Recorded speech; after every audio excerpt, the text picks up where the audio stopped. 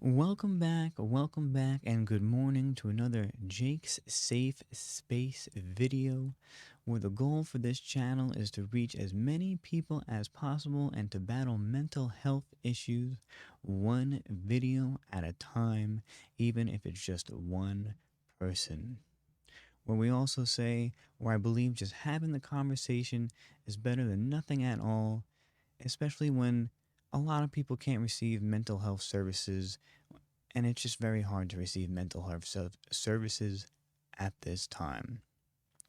The topic for today, very very in tune, is self-love for this Valentine's season. So we're going to be talking about self-love today. All right, I thought that was very fitting for this time of year. We're going to talk about self-love. All right. So, what is self-love?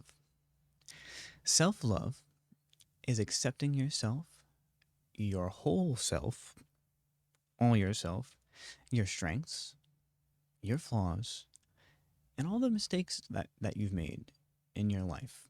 All right? And especially that you're not perfect. All right? Nobody's perfect. You just have to accept that. You have to accept, you're going to make mistakes, you're going to embarrass yourself. And, that's just how life is, right? It's also about self compassion, treating yourself the same that you would treat your best friend, treating yourself the same that you would treat, a family member, someone that you truly love, especially through times of stress and when you're going through really tough times. That's when you really need to treat yourself with self compassion.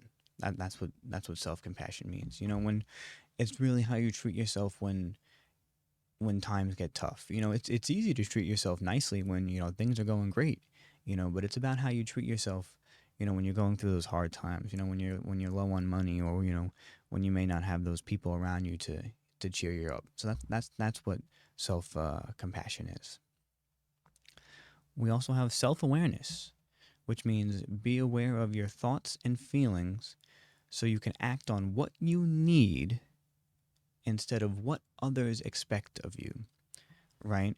So, what that means is we are always trying to please other people. At least I myself am. I'm always trying to please other people, right? But that's not what this is about. You need to be aware of what you need and what you're feeling instead of what you try to appease other people with. This is what you need and what you need to do to make yourself happy, right? So we all need to work on this, right? Your thoughts and feelings so you can act on this. So you can act on this instead of trying to appease other people, right? Because we all want to make other people happy, but instead of making other people happy, we need to make ourselves happy. All right? And that's something I need to work on too, right? I'm not trying to dictate this to other people. This is also for myself too. When I type these things up, when I'm doing my research on these things, this is also for me too. Don't take this as, I'm trying to dictate this to you and to other people. This is also for my benefit too. That's why I truly enjoy writing this up and typing this up, because it benefits myself too. But let's move on here. Confusion about self love. When I wrote this, I really did enjoy this, but confusion about self love. Let's get into this. Self love is often confused with narcissism or being selfish. But to the contrary, true self love creates a foundation of being able to be more empathetic and showing up for others, right? So what this means is when you're truly caring for yourself and you're truly trying to take care of yourself, people might confuse it with, you're being narcissistic or you're being selfish, right? Because you're caring more about yourself than their needs or what they want, right? But that's not true, because if you're really caring for yourself and you're putting yourself first, you can actually care more about others. You can truly help them because you are taken care of already, right? That's what this is saying. If you're already taken care of, and your needs are met, and your emotions are met, and you're taken care of, you can then put yourself, you can then put yourself there for you can then put yourself there for others. You can then take care of others, right? Because if you're not taking care of yourself, if you're in a poor state of mind, a poor state of health, and your mental is not taken care of, how are you then supposed to help other people? How are you going to help your friend or your significant other if you're not taking care of yourself, right? This is like what I talked about in the burnt out and the fatigue segment, my video. How are you going to, like, for instance, I'm a DSP. I work with individuals with developmental disabilities and developmental and intellectual disabilities. Every day, I care for them, and I help them. We go out in the community and we volunteer. Every day I'm putting their needs, that's just my job. I'm taking care of them. Every day I'm taking care of them, So I truly have to take care of myself because their needs come first for, 8-10 hours a day, right? So when I'm not doing that, I have to take care of myself, right? So that's what this is saying. So some people might view it as narcissism or being selfish, but it's really not. You do have to take care of yourself first, so then you can put the needs of others afterwards, right? You take care of yourself, so then you can then help other people, right? That's what this is saying. But let's move on here. Why is self-love important? Let's talk about it. You might know why, but let's dive into it here. So I've written down here, and this is kind of self-explanatory. But why would you be nice to everyone but yourself? Why would you be nice to other people? Why would you be nice to your neighbor? Why would you be nice to your mom, your dad, your brother, sister? Why would you be nice to everyone else but yourself? Because at the end, what I wrote right below it, at the end of the day, when everyone else leaves, all you have is just yourself. When you go to bed, when you're brushing your teeth, when you lay down, and when you stare up at the ceiling, that's all you have, right? It's just you and yourself. So why would you be nice to everybody but yourself, right? So, number 3, it also helps build emotional resilience, right? When you're nice to yourself, it helps build up your emotional resilience to this, let's be honest, this cruel world that we live in. This world that we live in, it's very scary, it can be very sad, and it's very cruel. So when you're nice to yourself, it helps you build up this emotional resilience to this scary, scary world that we live in. I don't watch the news because I don't like seeing what's going on out there. I'm aware, I'm not, ignorant to what goes on out there, but it's a very scary, scary, scary world out there. So when you're nice to yourself and you build up yourself, it helps you fight what's going on out there. Number 4, we all need help with this. It helps reduce your stress and anxiety. That's a given. Everybody needs to reduce their stress and reduce anxiety. We all need help with that. Number 5, it encourages personal growth. If you yourself do not want to grow and you're happy with where you are, then I don't know there is something wrong with you. Let's just put it that way. If you like where you are and if you are just comfortable, that's not good. You should never be comfortable. You should always want to be striving for growth, and you should always want to be aiming for something higher. You should never want to be comfortable, right? Comfort is what kills you. You should always, always, always want to be growing, doing something more. You should never want to be comfortable. Comfort is what kills you, okay? You should always want to be growing, all right? So let's move on. How to practice self-love. Excellent, excellent, excellent. Let's get into this. Journaling. Journaling is so powerful, and not a lot of people do it. Because it takes time. It takes a lot of it. You would think it's not. You would think it's so easy to just sit down there and write, but then once you sit there with a pen and a piece of paper, your mind goes blank. You're like, man, you're like, what do I do? What do I write? So it actually does take practice. It takes practice to write. We used to do it in school all the time, but it really does take practice to just sit there and journal. And even if you're just writing about your day, you sit there, you're like, okay, I'm going to write about my day.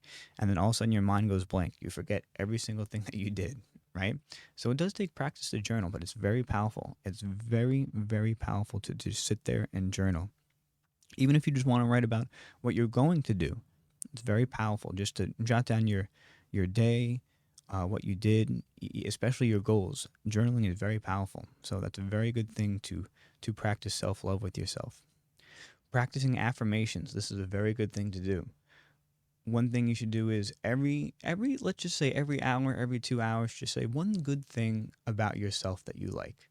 Like one thing I used to be very self-conscious about, like my hair, right? So I'd be like, I'll just stare and be like, oh well, I'll be like, oh, your hair looks nice today. Like I always used to wear hats because I didn't like the way my hair looks. So I'll be like, oh, Jake, your hair looks really nice today. Or you could say, oh, you know what, I really like your outfit today. You're saying it to yourself, saying nice things about yourself. Another affirmation is like, you could say, you know what, you are enough. That's an affirmation. Or you could say, I am proud of you. That's an affirmation. So what affirmations are? You're just saying very nice things about you. So practicing affirmation, and it sounds weird. It sounds weird, giving yourself compliments. It is weird, but it's like it's a trick to your mind, and they are very powerful. And if you start practicing them, it really does change how you feel about yourself. So affirmations are another really good thing for practicing self-love. This one I talked about in a previous video, reconnecting with your inner child, and that's a good one. I mentioned this previously. I love Power Rangers, and when I reconnected with finding Power Rangers and just getting into like all the old school shows that I used to watch, Power Rangers and all like, old TV shows from like the 90s that I used to watch, like 90s and early 2000s, and even like old like commercials that you used to see. That really like, made me feel happy and just, that was like a form of like self-love. So just do anything that would reconnect you with your inner child. Very, very powerful form of self-love. I brought up nostalgia. People used to, we all chase nostalgia. So that is a form of nostalgia, reconnecting with your inner child. Could be very powerful. I also brought up this in a previous video when I was talking about um when I was talking about burnout and fatigue, setting boundaries and the power of saying no. This is also a practice of self-love. Sometimes you're just tired. You're burnt out. So setting boundaries and saying no is also this is how you practice love with yourself. Telling yourself, I'm tired. I don't want to do this. You know, that is a power of self-love with yourself. And number 5 here, mirror work. Saying positive things while looking at yourself. This goes hand in hand with number 2, practicing the affirmations. But this is a way of, instead of saying the affirmations, like affirmations are more of like saying them out loud. Be like, I'm proud of yourself. Good job today. But this is taking it a step further. Really looking at yourself, looking yourself in the eye, and saying things like, you know what, especially after a long day, we're like, you know, Jake, I'm proud of you. Today was a tough day. I'm very proud of you for doing X, Y, Z. Looking yourself in the eye, it can be very intimidating, but, doing it over and over, especially after a long day, or, do it in the morning while you're brushing your teeth. Even if you didn't do anything yet, be like, I'm proud of you for getting up today. You didn't want to get up today, but you did. I'm proud of yourself for going to the gym, or, you did great at the gym. I'm really proud of you. Kind of, it's a little scary, but and it shocks yourself, but you do that over and over, and I'm telling you, it makes yourself feel really good, Or you look at yourself in the mirror and be like, hey, you look good today, It's a very powerful thing, very, very powerful. So I really do recommend these things for, practicing with yourself, for, self-loving yourself. I really do. I really, really do. But in conclusion, self-love it's really important, because you'll hear people say, you, yourself, and I, and born alone, die alone. Shout out Nas if you heard the song. But it doesn't have to be a personal battle, right? And if you're struggling, please reach out to your natural supports, as I'm going to bring up in every single video, because there is always someone, and I even wrote it twice. There's always someone there for you. There's always someone there for you. You will always have a natural support. All right. So as always, thank you so much for watching. I really enjoy making these videos. If you guys enjoyed, please like, comment, and subscribe, and I'll see you guys in the next video. And remember, as always, you are loved. I'll see you guys in the next one.